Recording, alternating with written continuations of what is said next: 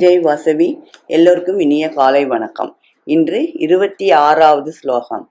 முக்த சங்கோ ஸ்னகம் ஆதி திருத்யுத்சாக சமன்விதः சித்ய சித்யோர் நிவிஹாரः கர்த்தா சாத்வீக உச்சியத்தே.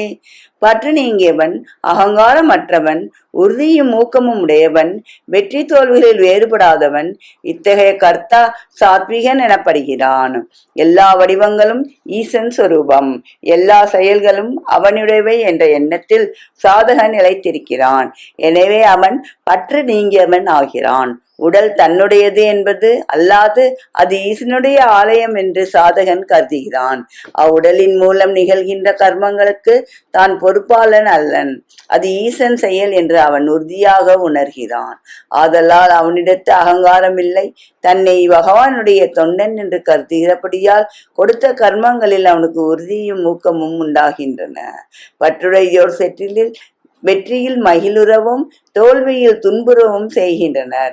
கடவுளுடைய செயல் என்று எண்ணுபவன் கர்மத்துக்கு கர்த்தாவாக தோன்றுகிறான் எனினும் மனதினுள் எல்லாம் ஈசன் செயல் என திட நம்பிக்கை இருப்பதால் அவன் நிர்விகாரியாக மனதின் கண் வேறுபாடு அடையாதவனாக இருக்கிறான்.